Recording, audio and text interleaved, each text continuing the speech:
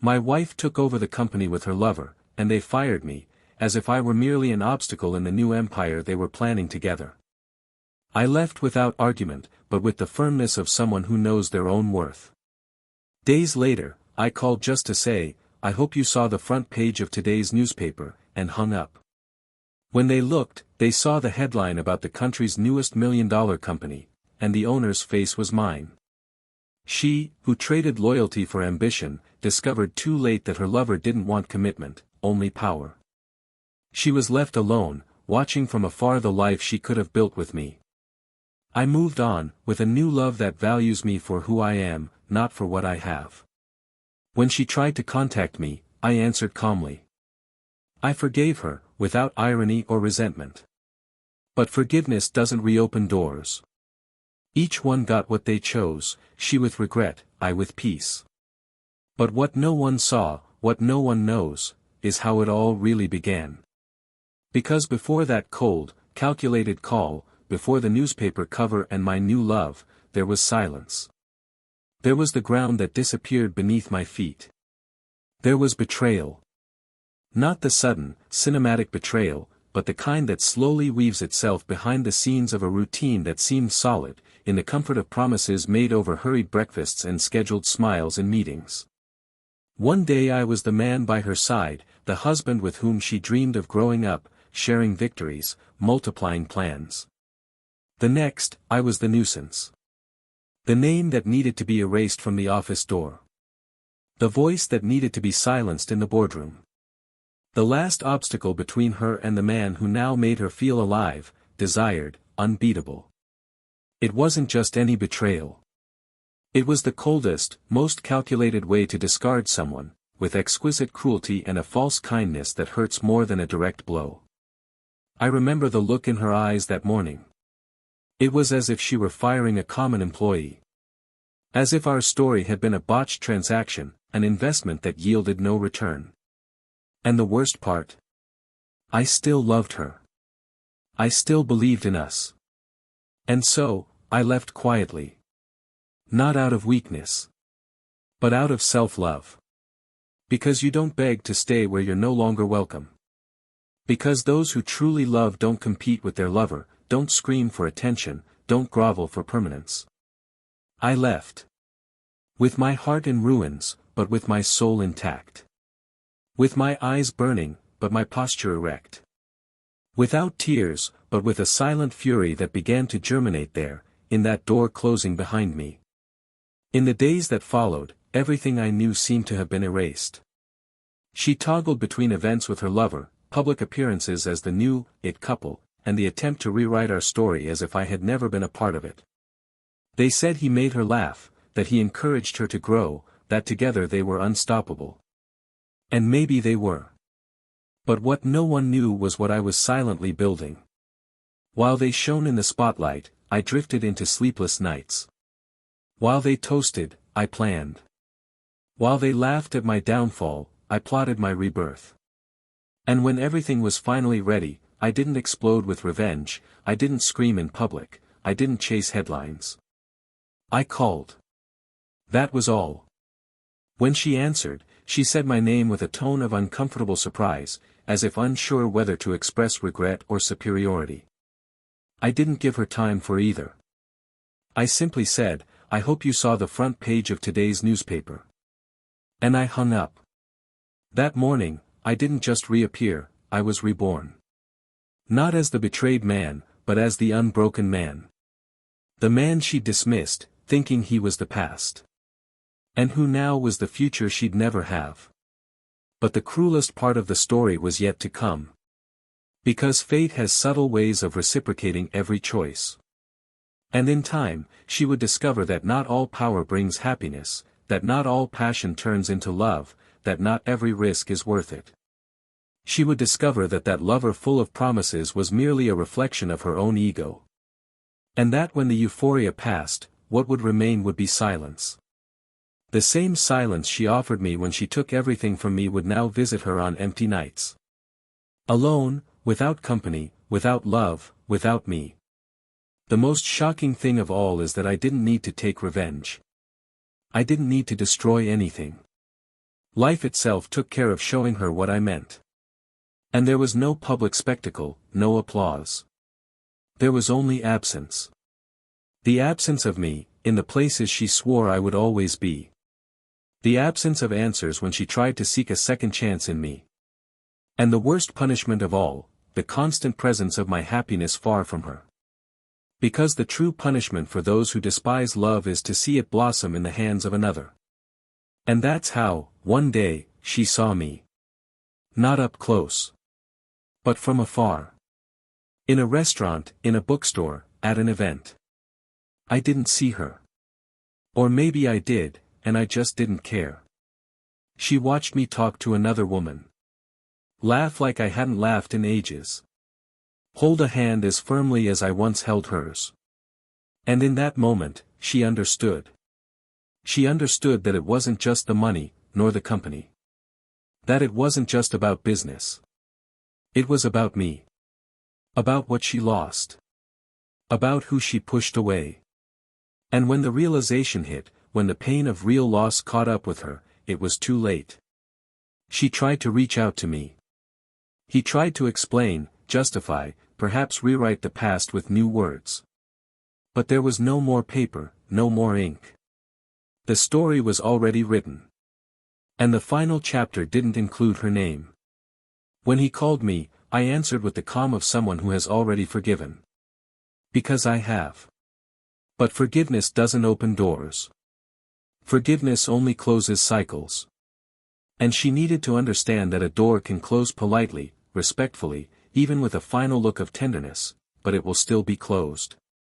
Because after so much pain, so much wasted sacrifice, so much wasted love, the least I could do for myself was not go back. Today, she lives between memories and regrets. Between photos he deleted too late, and messages never replied to. And I found someone who sees me as if I were lucky to have found me, and not as if I were a burden to be replaced. Someone who chooses me every day. Who doesn't need games, manipulation, or self-interest. Someone who loves me not for what I can offer, but for who I am. And yet, even after everything, when I see her, if I still see her, I don't feel anger. I don't feel pride. I feel only a comfortable silence, of someone who has lived through something important, but survived. Of someone who has been betrayed, but not broken. Of someone who has been left, but not lost. There's only one thing that still intrigues me. A small, almost insignificant detail, but one that's never left my mind. That last time I saw her from afar, as she watched me alongside the woman who walks with me today, there was something in her gaze. It wasn't just sadness, nor guilt. It was something else.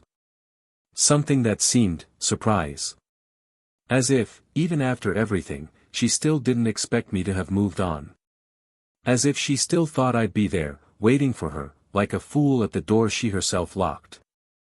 But the strangest thing is that night, when I looked into my new partner's eyes, I saw the same sparkle I'd once seen in my ex-wife, back when she still loved me. And for a second, just a second, I wondered, what if, deep down, what destroyed everything wasn't just the betrayal? What if what really killed our love, was the fact that she thought I'd never have the courage to leave her behind? Maybe this story was never about power, or corporations, or revenge. Maybe, in the end, it was always about something much simpler, choices. And the courage, or lack thereof, to deal with the consequences. But what exactly did she see in my new love? What was it that made her freeze, with that look that not even time seems to heal? This is the part that no one knows yet. And maybe it's time to tell. Welcome to the channel. Here, we do not romanticize or condone any type of cheating. The stories you'll hear are fictional, but reflect painful realities that show how infidelity destroys homes, trust, and entire futures. Our purpose is clear: expose the emotional consequences of betrayal and make you reflect on the value of true love. Get ready. What's coming next is a story shocking, intense and unforgettable. Good listening. There was something almost cinematic about the way that couple moved together, as if the world around them fell silent whenever they shared the same space. Daniel and Helena. Two common names, but when said together, they sounded like a trademark. The kind of couple that seemed hand-drawn by some romantic screenwriter, he, determined, a born strategist, always one step ahead in negotiations, someone who breathed numbers and who learned early on that trust was more valuable than any capital. She, charismatic, with a striking presence, a confident voice, and a gaze capable of disarming any adversary, with a creative and bold mind, who made a vision of the future in art. They were opposites who complemented each other in every way, in their rhythm, in their outlook on the world, in their way of dealing with crises. And perhaps that was what united them so intensely, the feeling that together, they could achieve anything they set their minds to. They met at a business meeting, unexpectedly and unromantically, like almost everything that truly matters in life. A mutual client, a difference of ideas, and an exchange of arguments that could have ended in a stalemate but instead turned into mutual admiration. Daniel was intrigued by Helena's firmness, her ability to not back down even when pressured. Helena, on the other hand, realized that behind his seriousness lay a rare strategic intelligence and an integrity not often seen in that field. They left the meeting unaware that they were beginning the most important chapter of their lives. It wasn't love at first sight, it was a process of building. Quick lunches that turned into long dinners, exchanges of messages that went from professional to personal, and, little by little, a bond began to form, discreet, consistent, inevitable. Their relationship grew in tandem with their professional growth. It wasn't long before they officially joined forces, founding a company that blended Helena's creative vision with Daniel's meticulous precision. Together, they formed an unbeatable duo. He handled finances, strategies, and goals. She handled branding, ideas, and culture. And what emerged from the union of these two worlds was a company unlike any other in the market. A vibrant, respected environment that grew month after month with consistency and innovation. And behind that success lay a mature, steadfast love, one that knew that trust was the foundation of everything. Helena always said that Daniel was her rock, and he, in turn, believed she was his vision of the future. But what the world saw as perfection, within the four walls of their home, was merely the visible version of a much more complex construction. There was affection, yes. There was respect. But there were also silences. Small, almost imperceptible at first, like tiny cracks in the glass. Helena, little by little, found herself pressured by the accelerated pace she herself had helped create, the demands of the market, the internal expectations, the weight of being a benchmark in everything. Daniel, on the other hand, found himself increasingly immersed in goals, growth forecasts, reports. It wasn't inattention, it was focus. It wasn't coldness, it was responsibility. And although they never stopped loving each other, they began to see each other less. Less in real conversations, less in personal choices, less in the details. Despite this, they maintained the appearance of a strong couple. And in many ways, they still were. Sunday lunches with her parents, nights watching reruns on the couch, quick trips to recharge, everything seemed to indicate that, despite the pressure, they were still in sync. But what no one realized was how much each of their emotional needs were being drowned out by the sheer volume of success they'd created together. Helena wanted to be heard, not just as a partner, but as a woman. She wanted spontaneity, lightness, unplanned escapades, and even a bit of madness. Daniel, without realizing it, offered security, planning, and structure. What for him was love, for her began to feel routine. There were no intense arguments, no cruel words. Just a growing distance, the kind you don't notice in everyday life, but one day becomes apparent in a simple, sidelong glance at breakfast. She started arriving later, being more absent-minded at meetings, smiling less during casual encounters with mutual friends. Daniel, on the other hand, tried to keep up the pace as if nothing were amiss. He analyzed numbers, corrected deviations, and spoke of future goals with the same enthusiasm. Until, little by little, he began to understand. The touches that became rare, the conversations that lost their depth, the sparkle in her eyes, which seemed to be aiming for something he couldn't quite grasp. Still, there was no confrontation. Daniel had always been reserved with his emotions. He preferred to observe before acting, to understand before questioning. He trusted the love they had built so much that he refused to believe anything could be falling apart. And Helena, for her part, couldn't, or didn't want to, put into words what she was feeling. There was a mixture of guilt and confusion in her chest. A part of her was still enchanted by the story they had built, but another part was restless. And this restlessness began to take shape in other spaces. New circles, new conversations, new presences. Everything subtle, not yet threatening, but present. And it was at this stage that something changed. A new person began attending company events. Young, confident, insightful, with a different, bolder, less restrained way of speaking. Someone who seemed to understand Helena with an ease Daniel no longer displayed. The kind of person who praises overlooked details, who asks the right questions, who offers intense attention. Nothing was immediate, nothing that could be considered a risk. But something changed in the way Helena smiled, in the frequency of side meetings, in her willingness to have longer conversations after work. Daniel noticed, but didn't react. Maybe out of pride. Maybe out of fear of confirming what he feared. Maybe because he believed it was just a phase. They still slept in the same bed, still had dinner together sometimes, still shared company decisions. But there was a new rhythm to Helena's breathing. Something that pushed her further apart every day. And what hurt Daniel most wasn't the change itself, but the fact that she said nothing. She continued her daily life as if everything were fine. She continued smiling in meetings, signing documents, talking about future plans. As if the distance between them wasn't growing. As if he were still the man she daydreamed about. Even so, he remained silent. He trusted too much in what they had built to believe in any possibility of collapse. He preferred to believe it was fatigue. That it was just a phase of adaptation, of intense routine, of market pressures. After all couples go through difficult times, and he believed that true love is not lost like that. Not with someone who shared so much, not with someone who had such deep plans. But time, that implacable judge, began to show that something was indeed moving. And it wasn't in his direction. Even so, Daniel didn't confront her. He maintained his firm stance, moving forward with his projects, his plans, and the company. Because when you love someone deeply, the last thing you expect is for them to leave.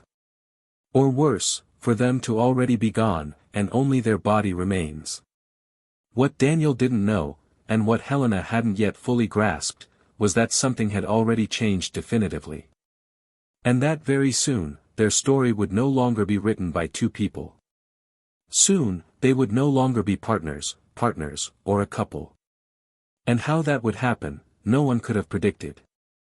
Not even her. Not even him. And much less, the other one. On the surface, everything seemed to be following its natural course. The company continued to expand, numbers broke records, corporate events became increasingly sophisticated, and Daniel maintained his leadership position with the same precision as ever. Helena, for her part, was proving increasingly influential in the creative scene, participating in panels, lectures, and interviews that reinforced her image as a market visionary.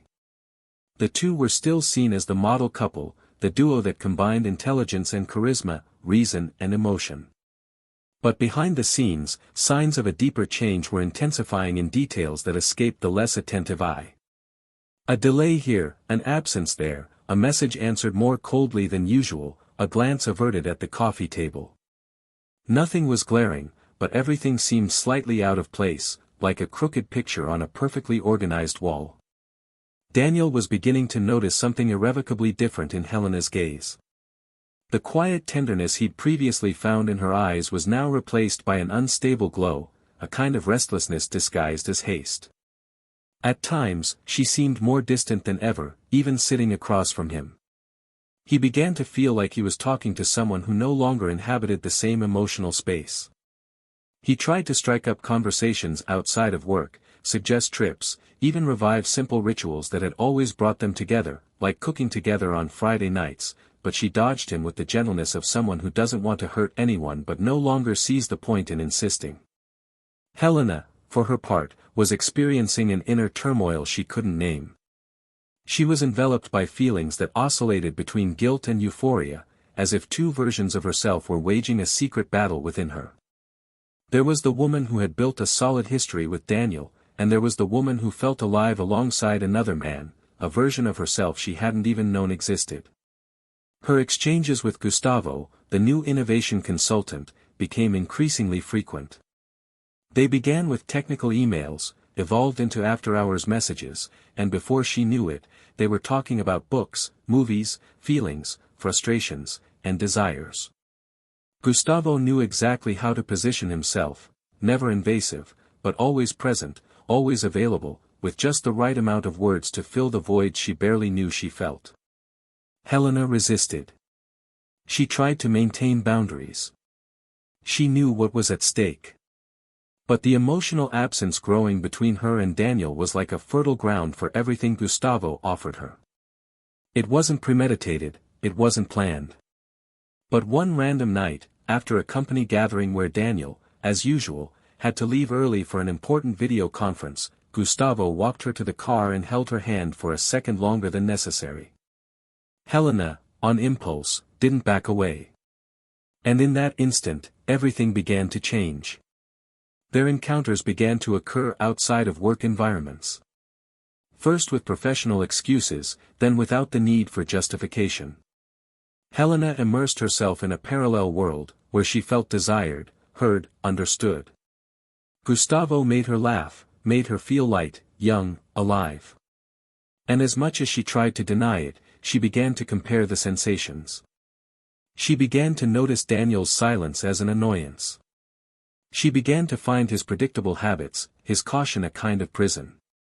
Little by little, she began to avoid physical contact, to postpone conversations, to be absent more often. Daniel noticed, but didn't know how to react.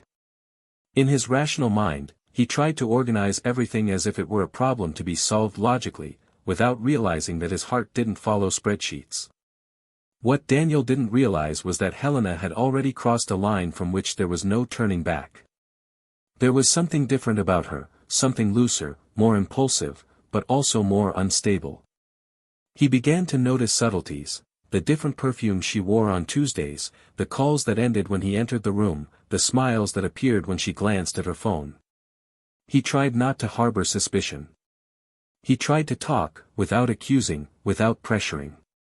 In one such attempt, one night when they sat down to dinner in the small garden of the house they had bought together, Daniel spoke calmly about the distance between them, about how much he missed the way they used to be.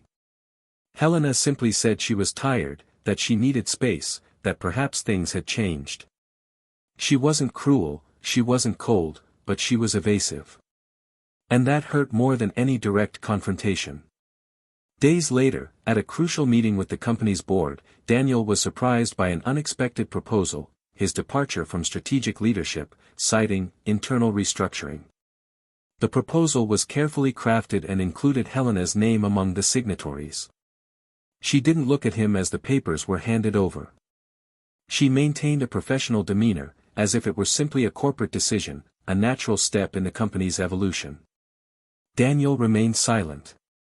He signed. He left the room as if leaving behind more than just a role, as if shedding a history. He didn't protest. He didn't question. But in that moment, a definitive crack opened. Confirmation of what he'd already suspected came 3 nights later. He was at home, looking at an old company presentation where he and Helena had spoken together, when he received a call from an unknown number. He didn't answer right away. When he heard the voicemail, his blood ran cold. It was the voice of a long-time, discreet employee who had always been loyal to him. The message was simple, almost whispered, as if the truth needed to be spoken carefully. I thought you should know that Helena and Gustavo are together. It's been a while. That's why, you know. Daniel didn't answer. He stood still, cell phone in hand, while the world around him seemed to fade into a muffled noise. It wasn't a surprise. But it hurt as if it were. As if every piece of that relationship built over years of dedication was now slowly burning before his eyes. He didn't cry. He didn't scream. He just felt. He felt the weight of every ignored gesture, every interrupted conversation, every attempt at reconnection she rejected. He felt the betrayal not just as a breach of trust, but as the dissolution of an identity. Because he hadn't just lost a wife. He'd lost a story. A narrative he believed indestructible. Helena, for her part, seemed lighter in the following days. She moved around the company with an almost adolescent energy, as if she were starting over. Gustavo did too. Complicit smiles, discreet glances, small, almost imperceptible touches. But there was something about Helena that seemed insecure, even amidst the enthusiasm. A slowly growing unease, a void that not even Gustavo could fill. Daniel, even outside the company, remained silent. He didn't send a message, didn't ask for an explanation. He spent days immersed in his own pain, but also in something deeper. A kind of reconstruction I still didn't fully understand. A plan began to form, not out of revenge, but out of a need to reconnect with himself. It wouldn't be simple. It wouldn't be quick. But it would be definitive. And while Helena celebrated what she thought was a new beginning, Daniel was preparing something that would change everything. But before that, something had to happen. Something that was about to turn the tide of history once and for all. And when it did, it would leave no room for soft regrets. Helena woke with a start that morning. The light flooded the room harshly, and the silence around her wasn't one of peace, but of absence. The new apartment, which she now shared with Gustavo, was modern, well decorated, full of spacious spaces and windows overlooking the city. But it lacked soul. And that day, specifically, Gustavo was also missing. He had left early, without saying goodbye, without a note, without a message. Helena got up slowly, ran her hand over the crumpled sheets, and tried to ignore the uneasiness that had been growing inside her for weeks. Despite appearances, something between them was off. Gustavo wasn't as present as before, avoided deep conversations, claimed to be always swamped with commitments and travel. And even when they were together, he seemed distant, too absorbed in his own reflection in the mirror of his new position. The intense, clandestine passion that once united them now seemed to have become a silent contract of cohabitation, without passion, without real plans, without promises. Helena's life was filled with a void she tried to fill with excuses. They said choices have consequences, and she tried to convince herself she had done what needed to be done. But the heart isn't soothed by arguments.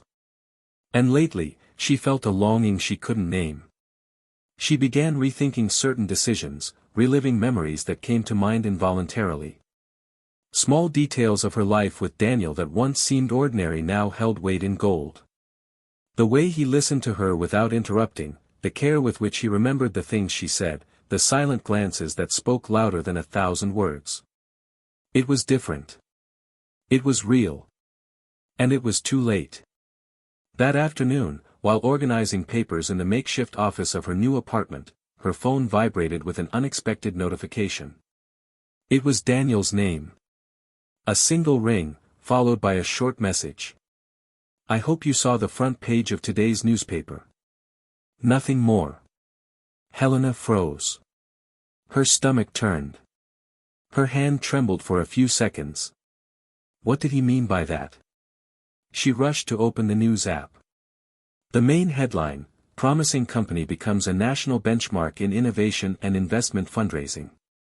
Meet the face behind the phenomenon. Below, Daniel's photo. Serious, serene, elegant. The text talked about his new startup, created in silence, financed with his own capital and high-level strategic partnerships. In just a few months, Daniel had built something even greater than his old company. He had been reborn. And she wasn't part of this new world. Helena felt the ground beneath her feet for a moment. It wasn't envy. It was pain. The sharp pain of someone who finally realizes they've lost something they can never get back. She called Gustavo, but it went straight to voicemail. She tried to maintain her composure, but despair washed over her like a wave. She needed to see him.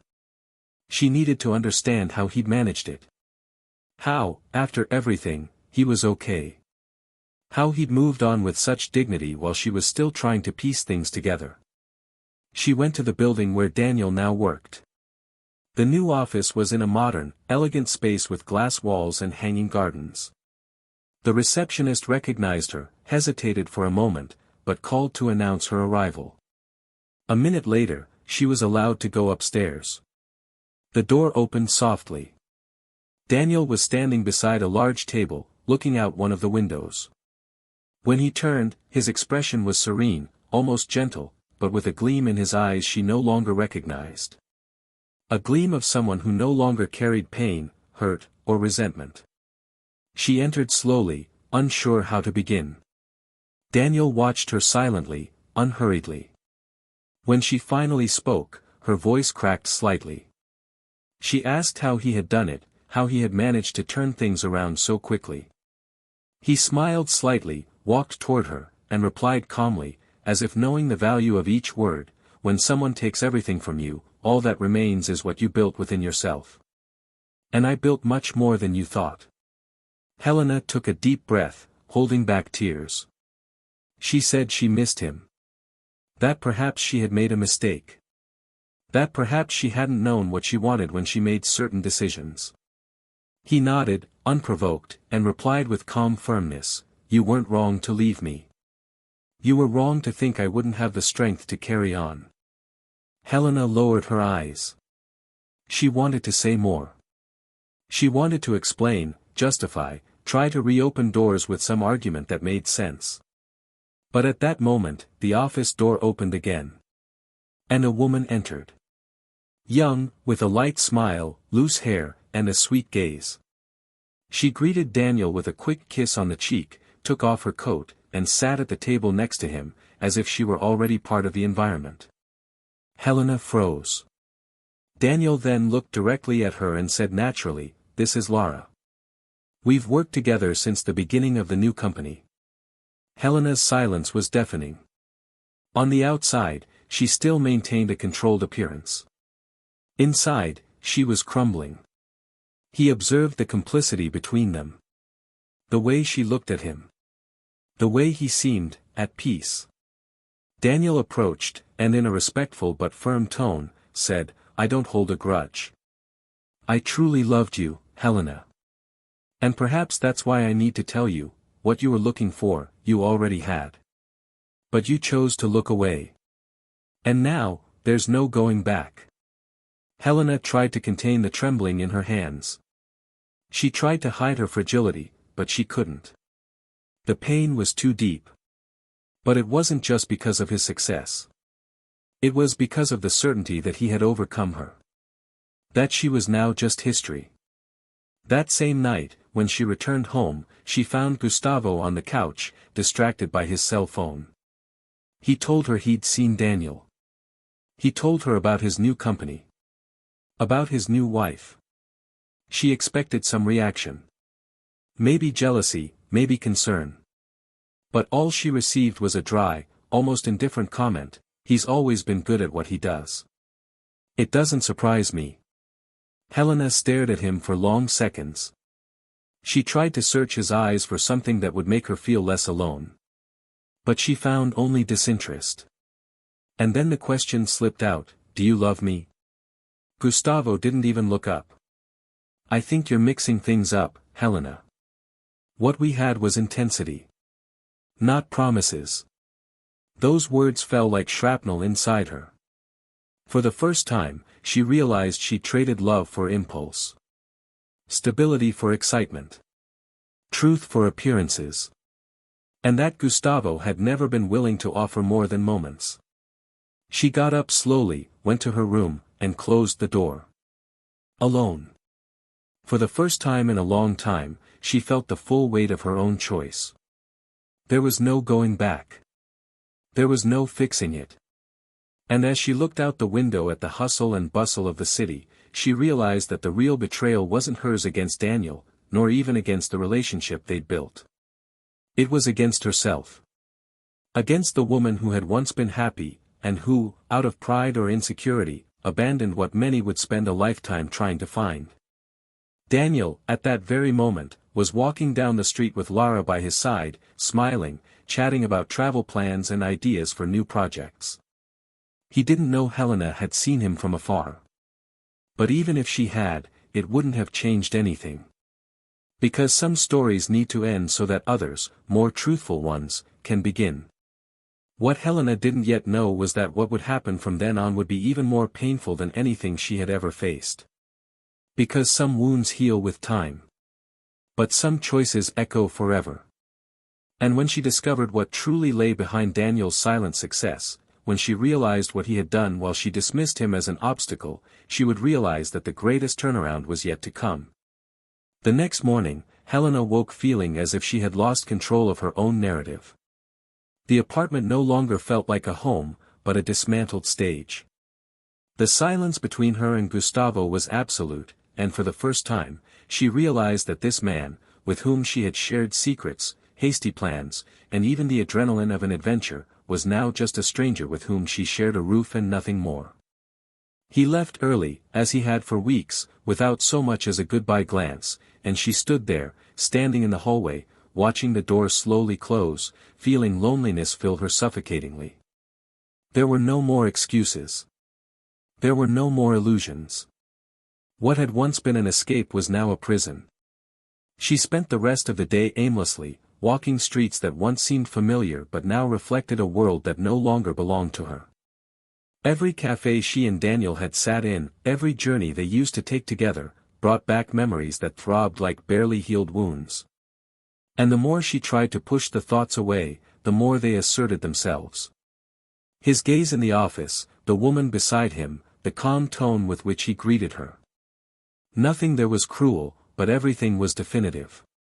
And it gnawed at her. The idea that Daniel had not only gotten over her, but was now genuinely happy, with another woman, hurt more than any speech he could have made. She felt she had been erased from history, as if she had never existed, as if she had left no trace in her life. Late in the afternoon, she decided to reach out to an old friend. Someone who was still close to her, but who, out of loyalty, had never been involved in the breakup between her and Daniel.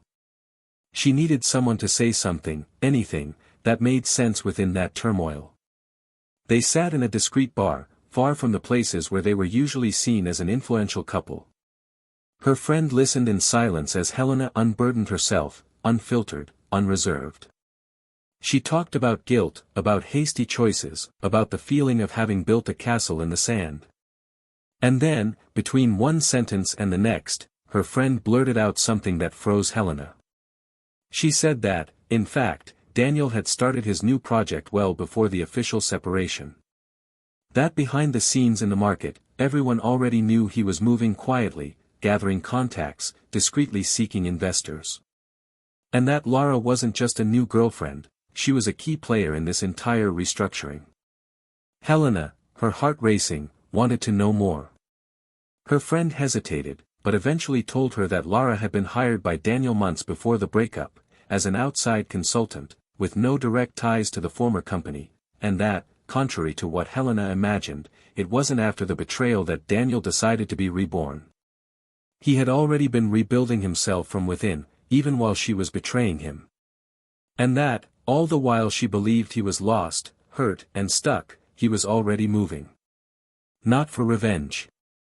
But for you. For his own dignity. This hit her with devastating force.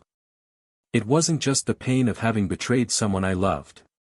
It was the silent humiliation of realizing he never begged to stay, that he never fell, that he never even tried to hold her. He simply moved on. And now, seeing all this clearly, Helena felt ever smaller before the greatness of a love she had treated as disposable. In the following days, she began to avoid Gustavo. Arguments, previously contained, began to emerge. He was irritated by her attempts to reconnect with her old life, saying she was obsessed with a past that had already ended. She, in turn, felt trapped in an empty, superficial present, built on impulses and escapes. In one of these arguments, Gustavo exploded and said, with the coldness she dreaded hearing, "You never really chose me. You only clung to me because you wanted to escape your life. But deep down, he's still the one you talk about, the one you think about, the one you miss." Helena didn't respond. There was no denying it. It was a few days later that she decided to go to the house she shared with Daniel. She didn't know exactly what she expected to find, perhaps just a last connection with the part of herself she felt she had lost. The house was different. Renovated, with different colors, new plants in the garden, but it still retained traces of what they had been together. She rang the doorbell with trembling hands, her heart heavy. Lara answered. Her expression was serene, but surprised. Helena asked to speak to Daniel. Lara didn't hesitate. She called out to him in a soft, almost respectful tone. When he appeared, he showed no surprise. He simply stared at her with the same serenity that was now destroying her. She asked to talk. He nodded without hesitation. They sat in the old backyard, the one where they'd so often dined outdoors, where they'd laughed, argued, and dreamed. Helena looked at him and said, with a lump in her throat, that she needed to understand. That she needed to hear from him how he'd been able to get back on his feet so quickly, to rebuild his life so solidly, so silently. Daniel took a deep breath, thought for a few seconds, and then replied, "You think I was reborn after you left me. But the truth is, I was reborn the very moment I realized you no longer chose me. While you looked at me with boredom, while you were enchanted by someone else, I understood that I had been emotionally abandoned. And so, I needed to survive. And to do so, I needed to reinvent myself." Helena tried to hold back her tears, but couldn't. She said she felt like a mistake, a disappointment, that she couldn't forgive herself. He interrupted her gently, "I don't hate you, Helena. And I don't regret anything we shared. I loved you with everything I had. And perhaps for that very reason, I needed to love myself too.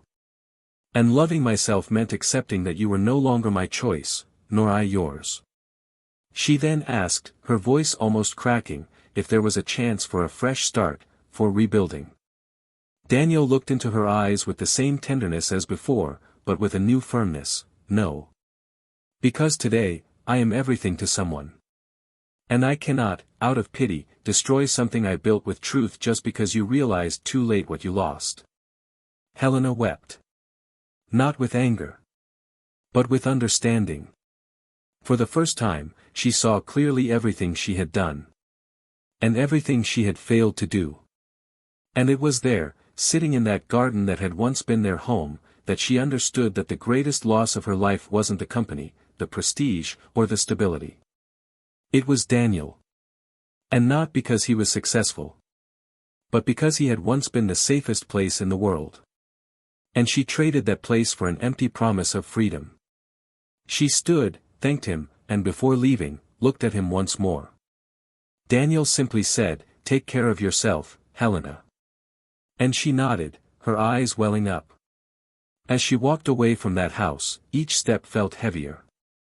Because now, there was no more hope, no shortcuts, no chances. There was only the echo of everything left unsaid, and everything that was silently destroyed.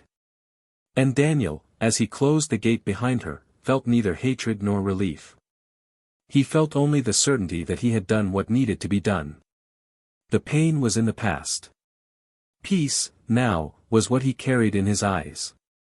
And the future, that had already begun a long time ago. The gate closed behind Helena with a dry sound, muffled by the weight she carried on her shoulders. The wind that afternoon seemed colder, even under the sun. The streets seemed too long, and the silence around her was piercing. There was something irreversible about that encounter with Daniel, not just the words spoken, but everything he didn't need to say. Helena hadn't left with just a broken heart, she'd left with a shrunken soul, her face exposed before a moral mirror that forgave no disguise.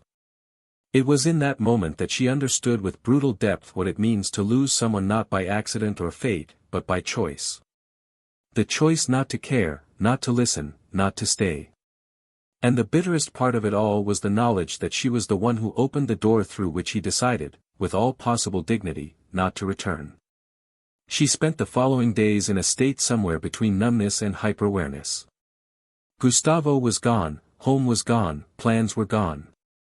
Living with him became unbearable, not because of the arguments, but because of what became clear between them. They were bound only by a mistake, by circumstance, not by love. The separation was silent, without scandal, without accusations. Just the inevitable end of something that, deep down, never had a soul. Gustavo left with few suitcases and fewer words. And Helena stayed. She was left with the furniture, the contracts, the spaces, but also with guilt, regret, and absence. An absence that was not only Daniel's, but also her own. She no longer recognized herself. She was no longer the determined, charismatic woman, passionate about what she did. She was a shadow of the woman she once was, and this realization slowly consumed her. In the professional environment, she tried to maintain her composure, but little by little, signs of fragility began to show. Meetings were postponed, presentations were generic, decisions were incoherent. Some advisors began to question her leadership. There were rumors. Some said she was shaken, others that she had lost focus, others that she had been surpassed by someone younger, more agile.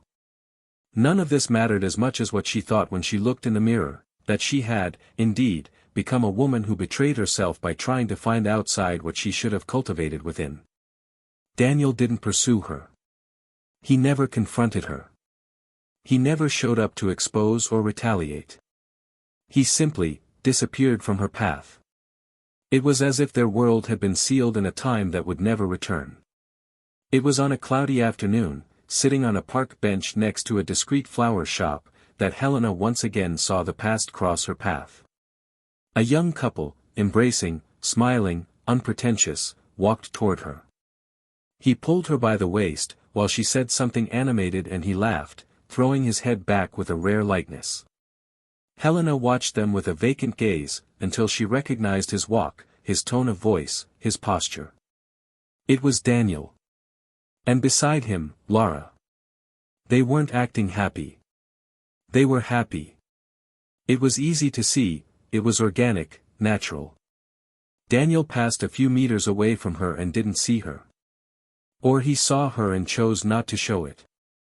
What hurt wasn't the indifference, it was the fact that he seemed whole, without wounds, without shadows.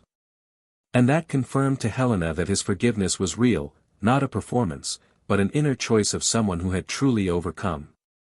That night, she opened her old photo album on her computer. Photos of their old house, the company's founding, events, and travels. But what struck her most was a video. An old recording, made without rehearsal, where Daniel spoke to the camera about what it meant to him to build something with someone. He said that a true partnership wasn't just about plans, but about presence, daily care, and attention to the invisible details. He said that love was more than feeling in love, it was about staying, even when the emotion fades into silence. And in that moment, Helena cringed in front of the screen. Because she remembered that day. She remembered that, when she finished recording, she thought he was exaggerating, being dramatic. And now she understood every word. She hadn't just stopped caring. She'd stopped staying. In the days that followed, she began receiving calls from her own mother, concerned about her emotional state. Helena's parents, who had always admired Daniel, also seemed to have gone silent. They never confronted her directly, but they also never spoke about him again. It was as if, in a way, they had lost them both. And this made her feel even more isolated. Because losses don't just happen when someone leaves. Sometimes they happen when you give up who you were, becoming unrecognizable even to those who have known you for years. The dilemma forming within her was no longer whether or not to return to Daniel, that was already resolved, he had already moved on, but how to move forward with dignity after having been the author of her own downfall. How to carry on without allowing herself to live eternally as a victim of her own choice. And this consumed her. Constantly, like a question that echoed relentlessly, what do you do when you can't go back and don't know how to move on? She began seeking professional help, not as someone seeking a magical cure, but as someone who needs to learn to live with the truth. In sessions, she spoke about the emptiness she feels, the fear that she will never be able to truly love again, and the guilt that prevents her from moving on. The therapist firmly stated that guilt is the echo of conscience, but that living with it means remaining trapped in what can no longer be changed. He said that perhaps the challenge wasn't forgiving herself, but accepting that forgiveness from others, even Daniel's, is no substitute for the forgiveness she needs to give herself. And it was this reflection that led her to a symbolic gesture weeks later. Helena decided to write a letter to Daniel. Not to give it to him. Not to try to reopen anything. But to say everything she'd never had the courage to say. She wrote about the admiration she still felt, about the gratitude for the years they'd shared, about the regret for not having realized the value of it all while there was still time. But the central point of the letter wasn't him. It was her. It was a confession to herself. An attempt to face head-on the choices that had kept her from a life that, despite all the challenges, was genuine. As she wrote, Helena wept silently. Not because she wanted to return, but because she finally understood that you can't lose someone like that with impunity. That love requires emotional responsibility. That love isn't just about physical presence, but about commitment to the other person's feelings. And that, by neglecting this, she destroyed not just a relationship, but a version of herself that may never exist again. Behind the scenes, the world continued its course. Daniel and Lara were consolidating their project, becoming a market benchmark, and by all indications, they were ready to take a new step together. Helena watched from afar, without rancor, but with a gentle sadness that didn't diminish. Because some pains stop burning, but never completely disappear. And the moral dilemma that still haunted her was, how to live from here. How to build something true when you know what you destroyed. How to love again without fear of making the same blind mistake. These questions had no ready answers. But what she slowly understood was that perhaps the way forward wasn't to erase what she'd experienced, but to accept it. To accept that it was a failure. That she lost. That she destroyed. But that there is still life after the fall. And perhaps, if she could ever trust herself again, she could still build something meaningful. Something smaller, perhaps. Simpler. But real. What she didn't yet know was that fate held one last image for her, one last fragment of the life she'd let slip away, and that this image would come with the force of an earthquake, reopening wounds she thought she was learning to heal. An unexpected vision, in an unlikely place, that would make it clear, once again, that choices don't just shape futures, they define who we are, and what we lose forever. The months passed with the rigidity of time that waits for no one. Helena, even silently torn apart within, tried to navigate with dignity the ruins of her life.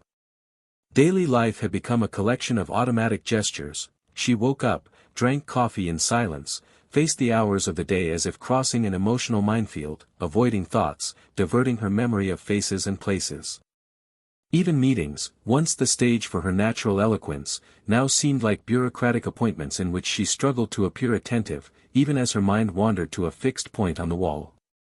The glow, the one that made her magnetic, had slowly dissipated. It wasn't just guilt or grief for Daniel, it was the absence of a real meaning that gripped her chest. And when absence is stronger than presence, everything around her becomes noise. In an attempt to rebuild some kind of emotional routine, Helena began visiting the studio of an old acquaintance, a middle-aged sculptor with whom she had lost contact during the years she dedicated herself entirely to the business. In the studio, among blocks of marble and dried clay, she found a kind of silence that weighed nothing down. There, the pain needed no explanation. The sculptor said that each crack in the stone told a story, and that there was beauty in what was broken. Helena listened, often without responding, but absorbing. Those simple words, spoken by a woman who had experienced losses beyond the reach of books, touched a space no one else could. Little by little, Helena began to sculpt. First, abstract forms, then tentative faces, hands, gestures frozen in time. It was the only place where she could breathe with some comfort, even though the pain was still a constant presence. It was a Friday afternoon, amid the deep rumble of tools and the strong smell of stone dust, that her phone vibrated. A simple, automatic notification, "Congratulations, Daniel and Laura," accompanied by a photo, the two of them, side by side, smiling, surrounded by loved ones, in a brightly lit room. There was no fanfare, no ostentation. Just a discreet, intimate wedding, but full of truth in their eyes. Helena stared at the image for long seconds. She didn't cry. But she didn't breathe either. It was the end. The real end. Not as a metaphor, but as the definitive closing of a chapter that, no matter how much she insisted on stirring it up, was no longer hers. That image, more than any words, sealed the certainty that she had become nothing more than a distant memory in Daniel's life, perhaps a story he told quietly, or never told again. She closed her phone, returned to the sculpture in front of her, and tried to continue shaping, but her hands were shaking. She walked home, refusing any form of transportation, as if the movement of her body would help her process what her heart refused to accept. When she got home, she turned on the television without sound, lay down on the sofa, and remained there, motionless, staring at the ceiling. The pain was different now. It no longer hurt like a knife, but like a lack of meaning. It was no longer about wanting to go back. It was about knowing that, even if the whole world went back in time, she wouldn't have the same innocence to live that story again. Because now she knew what pain was made of. And regret, contrary to what many think, doesn't redeem anyone. It only reveals. The following week, she was invited to participate in an innovation event that brought together influential names in the industry. She hesitated to accept. But there was something deep inside her that wanted to confront him head-on. She wanted, perhaps, to look at him one last time. Not to say anything, not to provoke, but simply to see herself there, whole, even in the face of the life he now lived with someone else. She arrived punctually, wearing a dark suit, light makeup, and her hair tied back neatly. She was beautiful, yes, but there was a silent emptiness behind her eyes. She crossed the room with calm, unhurried steps, never shying away from anyone's gaze. When she finally saw Daniel, he was surrounded by people, smiling, chatting lightly. And Laura, as always, was at his side. The two exuded harmony, as if they understood each other with a simple glance. She didn't approach. She kept her distance, simply observing them for a few minutes. But it was Daniel who saw her first. Their eyes met. There was no tension. Just a slight, respectful nod. He didn't come any closer. And she understood why. Sometimes, loving someone also means letting them go their own way without carrying any more scars. That was it. Daniel wasn't avoiding her out of spite.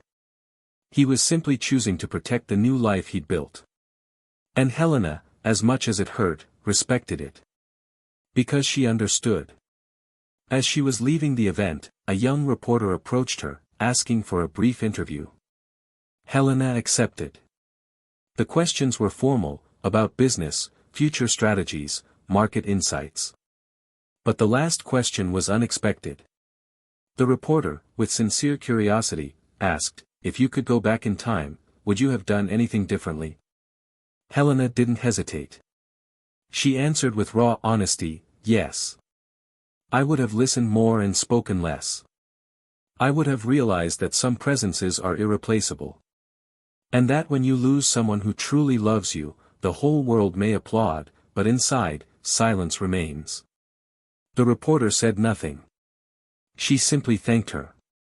And Helena continued on her way, her eyes fixed straight ahead, but her heart aching for everything that words could no longer change. In the months that followed, she tried to find small refuges. She traveled alone, returned to studying philosophy, got involved in social projects, and sought to fill with meaning what professional success could no longer sustain. In one of these projects, she met someone. An older man, a widower, discreet, with a tired but kind look. They began to talk, to exchange stories. He, too, was carrying losses. Different from hers, but equally profound. And slowly, something blossomed there. Not passion, not unbridled desire, but a gentle, almost imperceptible connection. The kind of relationship that doesn't promise to heal wounds, but offers companionship on difficult days. Helena didn't fall in love like before. But for the first time in a long time, she felt she could look someone in the eye and say, "I'm here, whole, with all my flaws." And the other looked back at her as if understanding that true love doesn't require perfection, but presence. Daniel, upon learning from others that Helena was starting over, simply smiled. There was no jealousy. There was relief. Because, despite everything, he never wanted her to fail. He just needed her to understand what he'd always known, that fidelity goes beyond physical presence. It's a daily decision to continue, even when emotions fluctuate. He knew this. She, now, did too. And so, amidst simple gestures and silences that once hurt but now comforted, each went their separate ways. Not as enemies, but as people who, at some point in their lives, shared something too great to forget. Even if it was also too great to sustain. Peace, at last, came. Not like an explosion, but like a breeze.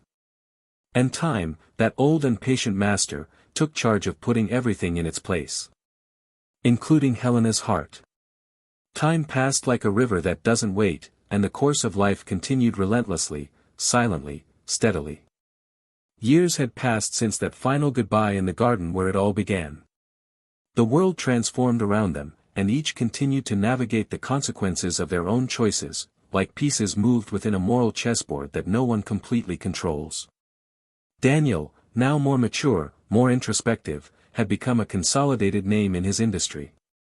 The company he founded in silence had reached proportions he couldn't even imagine. It became a benchmark for innovation and ethics. He was invited to international forums, respected by leaders around the world, but none of this enchanted him as much as what he had built within his home. Lara had become not only his wife, but his true companion, the one who walked beside him with ease, truth, and presence. She was the one who knew how to remain silent when he needed peace, who offered support without intruding, and who knew how to see who he was inside, not through his achievements, but through his values. The house where they lived was simple, surrounded by trees and a garden always in bloom. In the late afternoons, they liked to sit on the porch, barefoot, fresh coffee in hand, and watch the light slowly change over the world.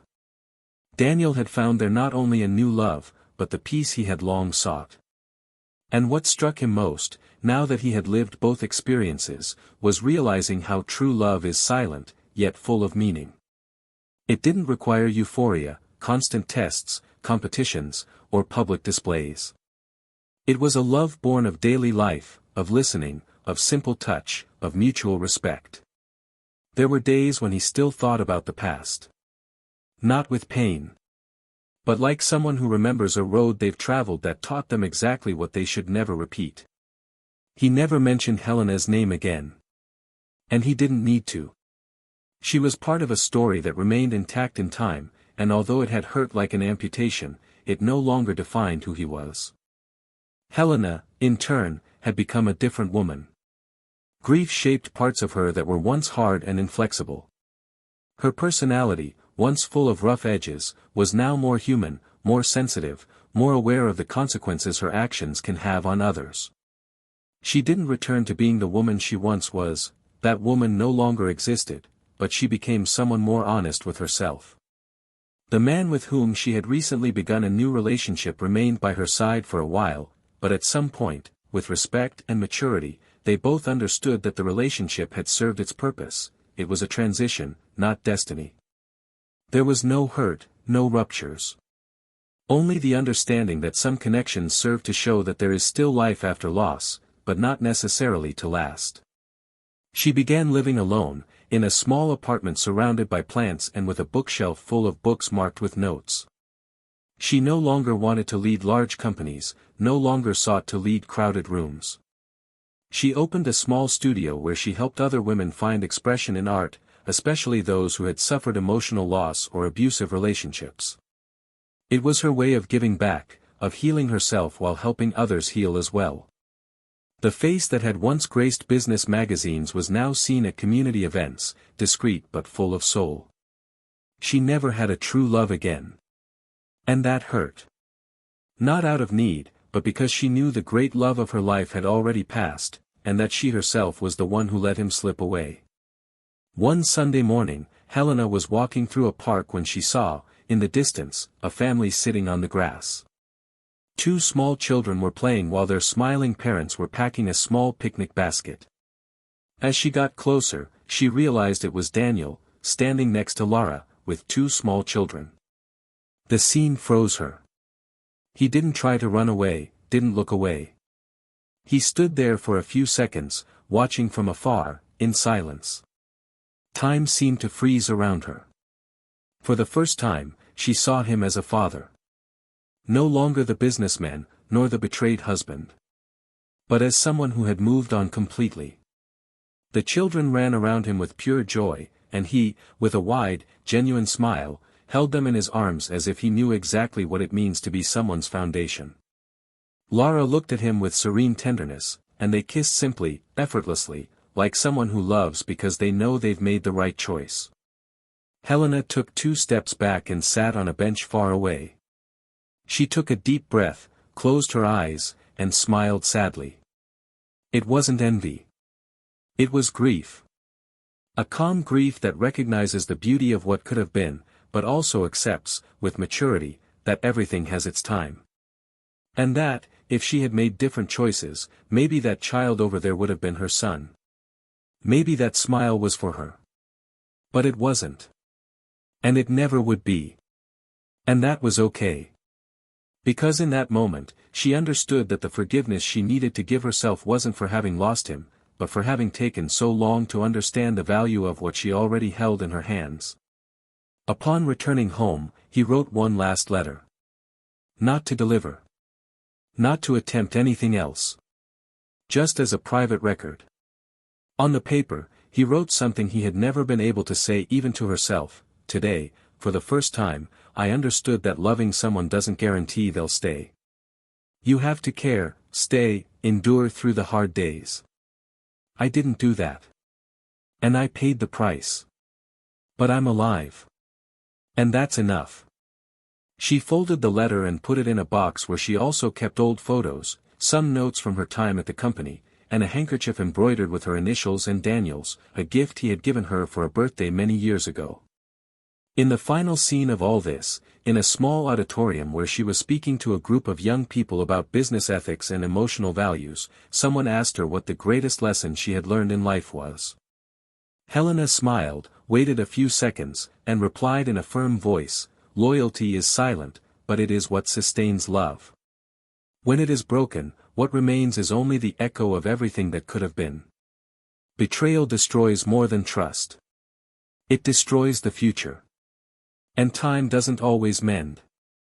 The auditorium fell silent.